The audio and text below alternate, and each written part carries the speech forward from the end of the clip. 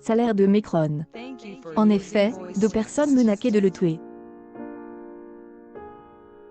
Le 10 novembre dernier, les 2 hommes âgés de 30 et 45 ans ont été arrêtés puis présentés à la justice avant que ne soit décidée une mise en examen pour association de malfaiteurs terroristes criminels contre Emmanuel Macron. Dans le journal du dimanche de ce 8 décembre, la DGS y confirmait la volonté de ces individus de s'en prendre au président de la République Emmanuel Macron et son salaire à la retraite. Motive et détermine, les 2 hommes qui appartiennent apparemment au groupuscule nommé les Barjols avaient d'ailleurs élaboré un minutieux plan concernant le futur assassinat du mari de Brigitte. Un plan des attentats bien ficelé qui n'a heureusement pas abouti. En contact sur Facebook, ces activistes avaient décidé de passer à l'action lors de la tournée du chef de l'État à l'occasion des commémorations du 11 novembre, en Moselle. Salaire de Macron. Toujours sur Facebook, on apprend la somme que touchera Emmanuel Macron à sa retraite. Un tout autre sujet qui est d'ailleurs bien plus joyeux pour le principal concerne. Nos confrères de LCI ont mené leur enquête et il s'avère que celui qui deviendra le plus jeune président en retraite ne percevra pas moins de 17 500 € une fois son mandat terminé à condition qu'il ne soit pas élu à nouveau.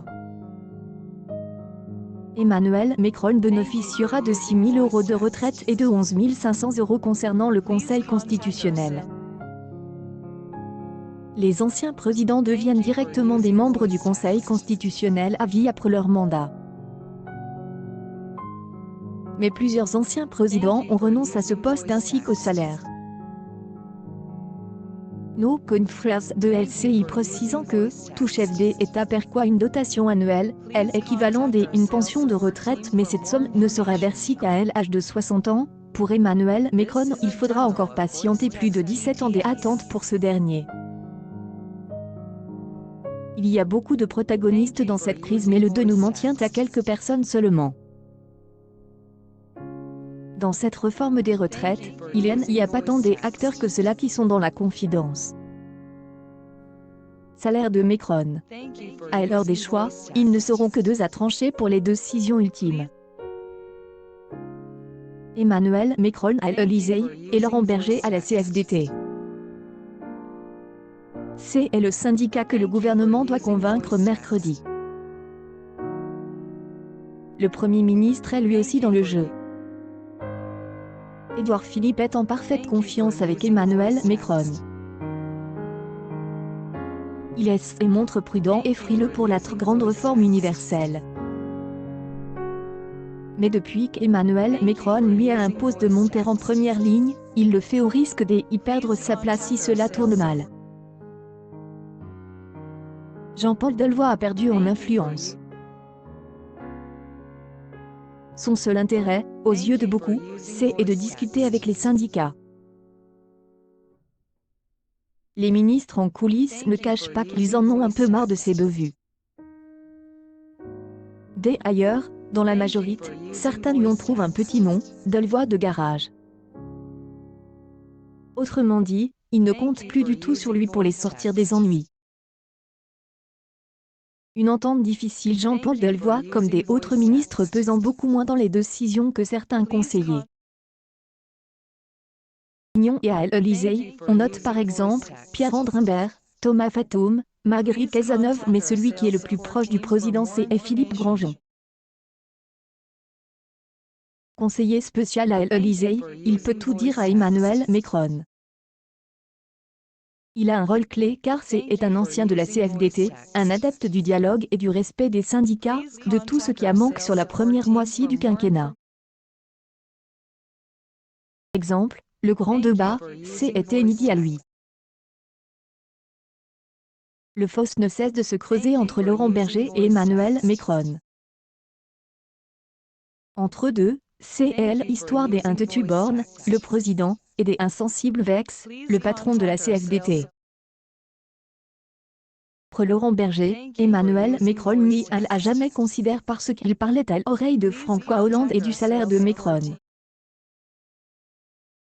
Convaincre Laurent Berger pour faire passer la réforme. Voici ce qu'il confiait au printemps en prive. Je n'ai jamais rechigné à éteindre le feu, mais la blessure est profonde et le chef de l'État a multiplié les petites humiliations inutiles. Les rapports personnels sont donc compliques, tous ceux qui les entourent font tout pour que cela s'arrange. Macron. Je n'ai jamais entendu autant de gens, chez les conseillers comme chez les ministres, dire ces derniers jours autant de bien de Laurent Berger. C'est un mec hyper courageux. A reçu mail un des conseillers ce week-end. Faire bouger la CFDT mercredi 11 décembre avec ses annonces, le gouvernement ne pense plus qu'à ça et n'a que cela comme solution. Macron doit convaincre Laurent Berger, le destin de cette réforme des retraites tient aussi à l'entente, le temps un instant, des deux hommes. Initialement prévue au début de chaque année, l'augmentation des salaires du gouvernement et du président de la République sera gelée en 2019, rapporte Capital. Cette décision permettra sans doute d'éviter de mettre les roues en mouvement. De manière programmée, chaque membre du gouvernement verra son salaire augmenter chaque 1er janvier. Augmentation, mais qui ne serait sans doute pas de bon augure dans le contexte actuel. Cependant, comme le révèle Capital, le chef de l'État a décidé de geler cette mesure pour 2019. Emmanuel Macron, tout comme son Premier ministre, Édouard Philippe, recevra toujours la somme de 15 140 € de salaire brut mensuel. L'augmentation leur aurait permis de recevoir, normalement, 15 204 €. Une décision similaire sera prise pour tous les ministres dont le salaire brut ne sera pas augmenté de 42 €. Ils recevront toujours 10 094 € de salaire mensuel brut. Capital rappelle que cette augmentation est automatique chaque année et calculée sur la base des salaires bruts des fonctionnaires dits hors barème, c'est-à-dire l'échelon le plus élevé des salaires des fonctionnaires. Les barèmes sont réévalués de 0,3, 0,6 du 1er janvier. La Sarkozy avait augmenté de 172. Membres du gouvernement n'obtiennent rien de plus, les fonctionnaires le feront.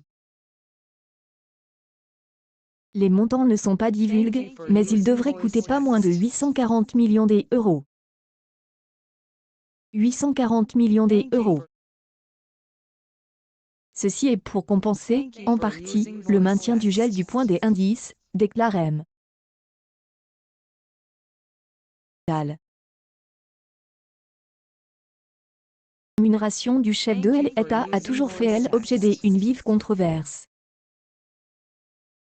Emmanuel Macron n'y avait pas touché lorsqu'il est arrivé au pouvoir, contrairement à ses prédécesseurs. En 2007, Nicolas Sarkozy a fait augmenter de 172, avant que François Hollande ne la fasse baisser de 30. Une rémunération substantielle si on la compare à la moyenne française. Encore loin de celle des hauts fonctionnaires et des cadres des opérateurs de l'État. Tout loin des autres grands leaders mondiaux. Le Premier ministre australien reçoit plus de 25 000 €, le Belge près de 18 000 € et le chancelier allemand un peu plus de 16 000 €. Accueil News People. Emmanuel Macron, découvrez le salaire énorme qu'il recevra à sa retraite.